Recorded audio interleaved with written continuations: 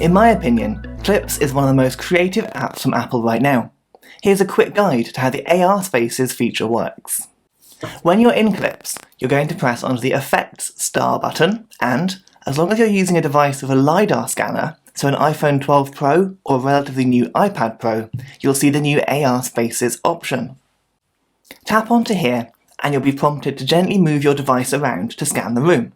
This will use your LiDAR scanner to map out the 3D space you're in, as well as identifying objects like walls, floors, and flat surfaces. It'll work in daytime or nighttime because it's using a LiDAR, not your camera. Then, you can jump through the different effects using the buttons along the bottom of the app. I'm sure over time even more effects will be added here, but to start with, there's a solid selection of options to help transform your space. I really like the confetti, which will sit on the tables and chairs and floor, and the dance floor as well, which goes underneath your furniture. Plus, the Stardust option is great because it will interact with people in frame. In fact, that's something worth focusing on for a moment.